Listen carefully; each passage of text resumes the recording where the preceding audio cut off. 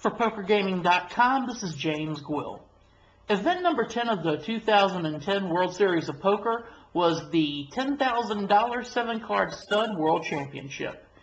Now, many of the big names turned out for this event, hoping to prove their prowess in stud and take home the top prize in this event of $394,800.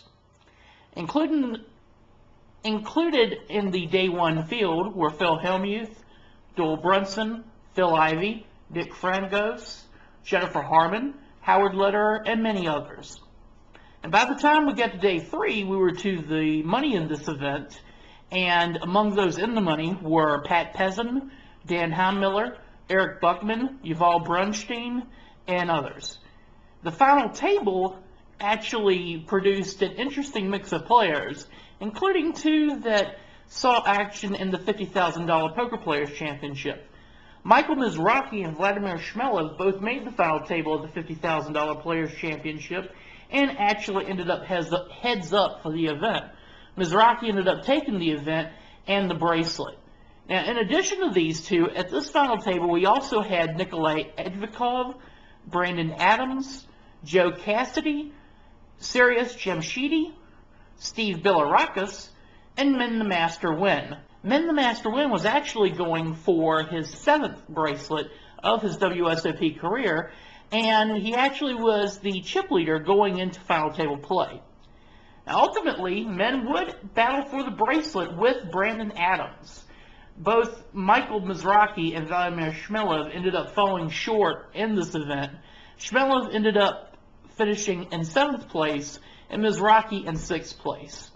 As I mentioned earlier, Min the Master Win and Brandon Adams battled heads up for the bracelet, and basically it was the Min the Master show. He started with $2.7 million in chips against the $1.8 million of Adams, and he proceeded basically to grind Adams down to the point to where he was left with under $400,000.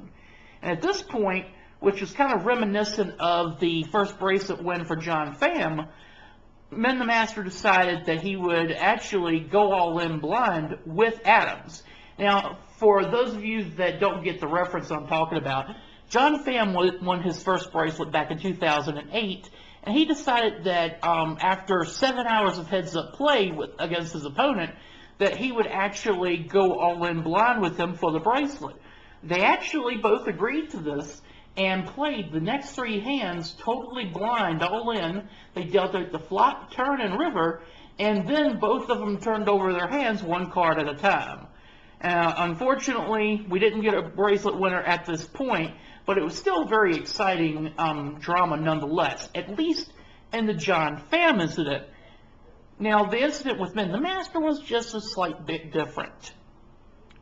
Brandon Adams went all in blind on 3rd Street with the Master, and Adams actually was ahead at the start of the hand, holding Ace-Queen-3 against the 10-9-6 of Win.